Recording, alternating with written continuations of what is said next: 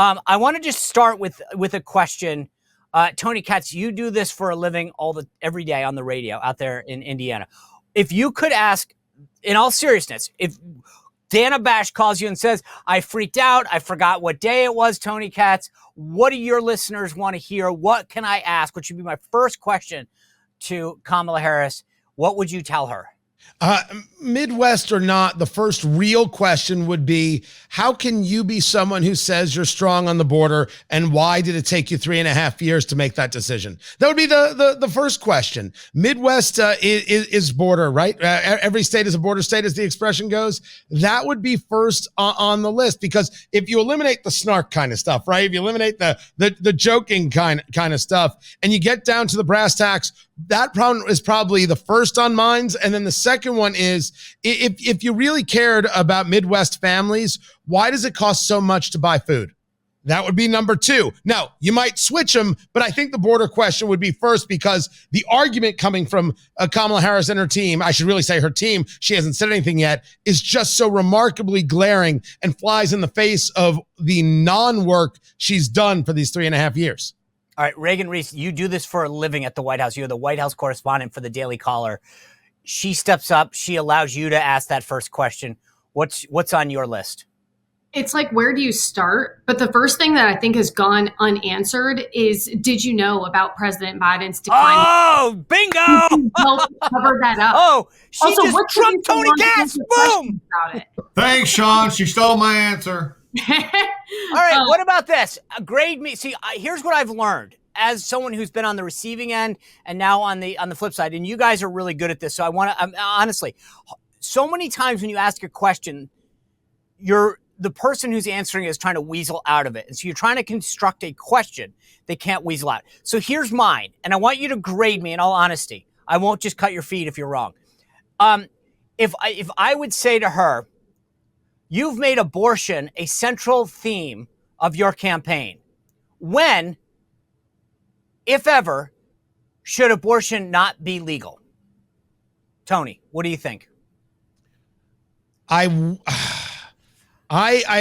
first in rating the question. I can take it. First, in rating the question, I don't think it's a bad kind of trapping in to see if there's ever a moment where she says, no, you shouldn't do this in the 9th month while you're on the table and giving birth and the parents are there waiting to see their grandchild, right? I don't know if she would give that answer or not. But the idea that someone would ask that question at a network like the kind of network she would go to do the interview, a 0.0 chance. So I don't know what I'm supposed to do with it. I don't know. Dana asked during the last cycle, remember, she was the one who actually asked a bunch of those Senate candidates that question, what week, if any, or, what's the line for you?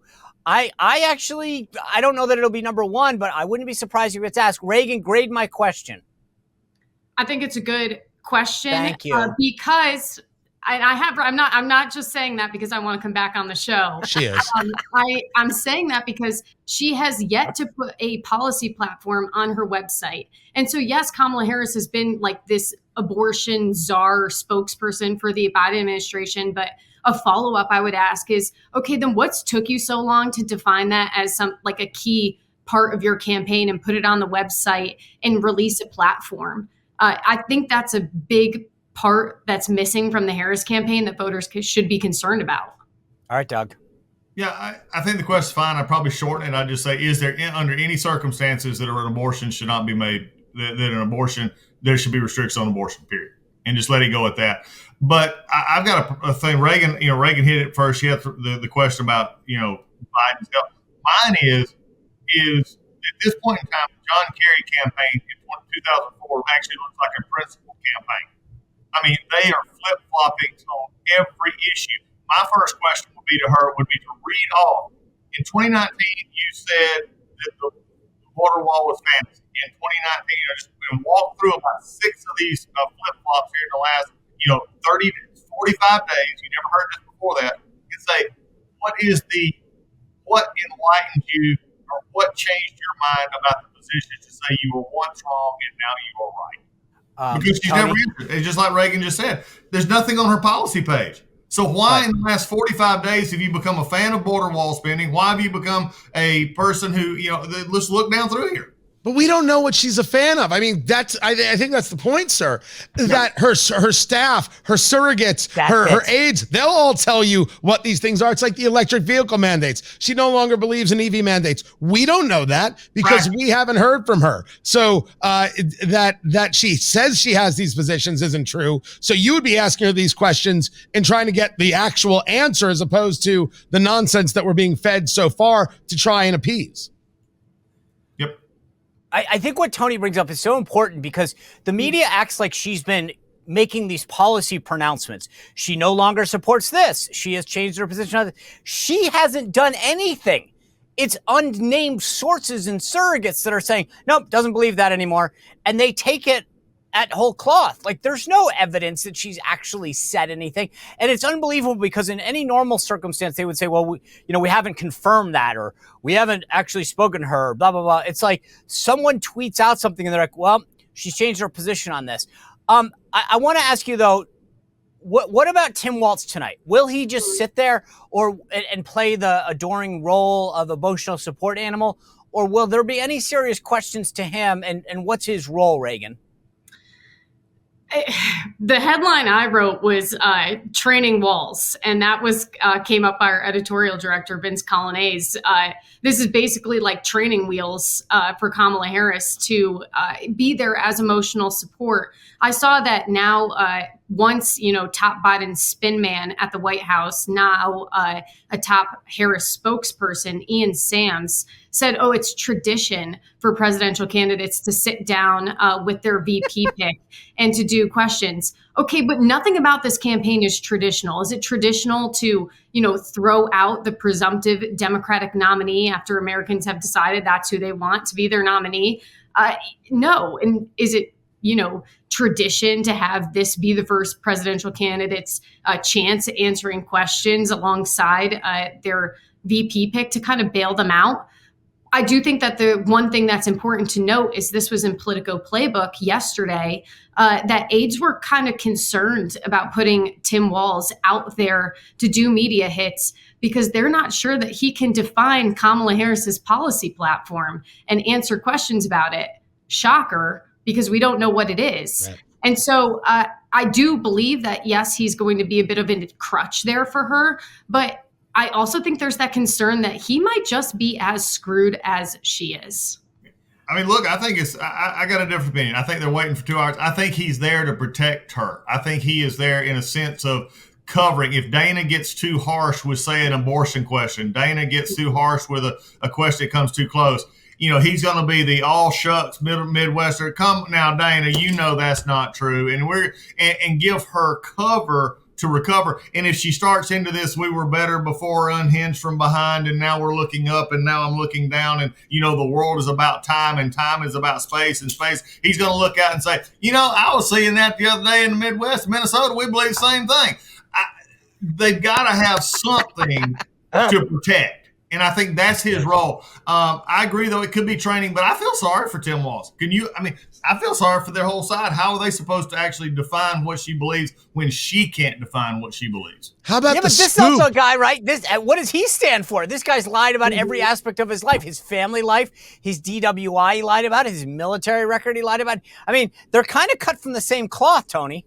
How about the scoop that Doug Collins is actually a Kamala Harris speechwriter? Who knew? I did not have that on the bingo card.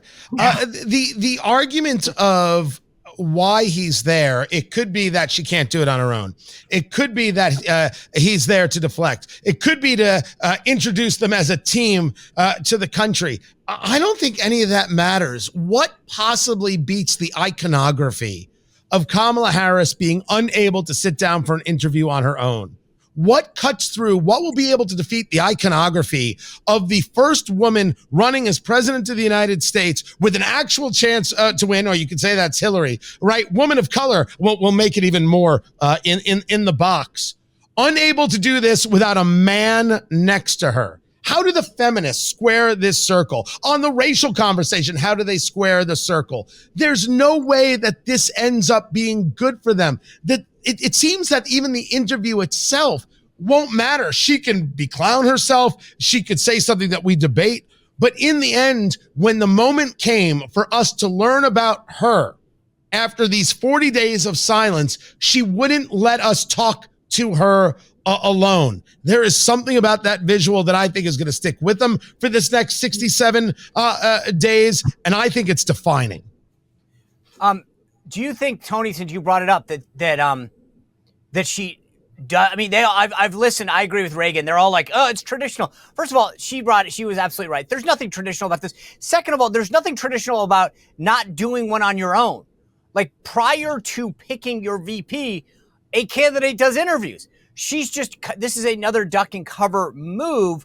But the broader question I have, since you brought it up, and let's go around the horn on this, does she now buy herself another 30 days, or will there be another interview solo, let's say within 14 days?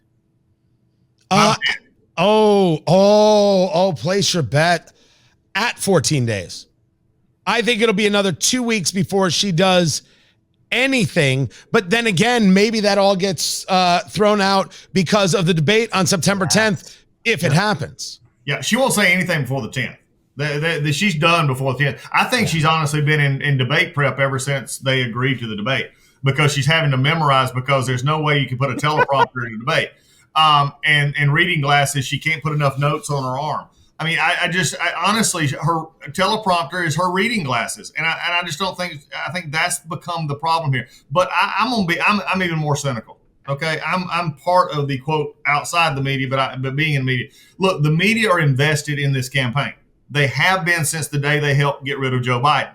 So they're willing to. I mean, they have thrown out all the books. They've thrown out everything to protect Vice President Harris and Walz, for that matter, to make sure that this goes off okay. Now, they've gotten irritated because they thought, even if we, look, send her to us, we'll give her some softballs, it'll be okay, and we'll cover for her. Because I don't care what happens in this interview tonight, it will be viewed as a wonderful thing unless she goes into the rambling word salad that she has done in the past. If she does that, then it's going to be a little harder, but I guarantee you it will disappear from ABC, NBC, CBS, MSNBC, Politico, everybody. It'll disappear like it was a meteorite passing in the dark, and they'll say, "What was that? I ain't got a clue." Nobody will talk about it. I don't think she's going to do one either. And I think you're completely right, Doug, in saying that the media is kind of covering for her. Politico was already running defense for Harris. Yesterday's playbook again said, when Harris said that she was going to do an interview by the end of August, she meant she was going to schedule one by the end of August. She wasn't going to show up for one. And I was like, that is complete BS. And, so I think this is going to pacify the media. Something that's going unnoticed that I think that VP Harris is doing that's helping pacify the media even further is that she's doing these off-the-record gaggles on Air Force Two. And so she's answering questions from reporters every time she travels, but they're off the record. They can't report any of it. And I am sure that that is good enough for the outlets that can afford to travel on Air Force Two, your CBS, your MSNBC, your NBC, etc. Yeah. Before I hit Tony, I want to hit something because Reagan just hit something that reminded me. You remember when they were talking about the debates and there became this big kerfuffle, and all this is cocktail party trash for Washington, D.C. Are they going to debate? It's not a debate, number one. Forget that. Quit saying it's a debate. It's not. It's a question and answer. That's all it is, period. Number two is they started talking about this, and they said when Trump said something about doing more debates, I remember distinctly some either Politico or maybe Punchbowl or one of those rags said that Trump, that he couldn't change because he had already agreed to the September 10th debate. He'd already agreed. And it was interesting, but a few weeks ago when Trump was talking about would he debate to Kamala Harris, it was, he didn't know that he was going to be her. And they tried to reverse it, saying it's one thing for him and another thing for her. They've been covering for this the whole time because they're scared to death of what will happen. And reality, folks, it's working. Let's just be honest about it. It's working in the polls. It's working in some of the swing states, and they are building this case, and they got to keep it up. Well, if you enjoyed this content, make sure to like this video, subscribe, and click the notification bell to get more.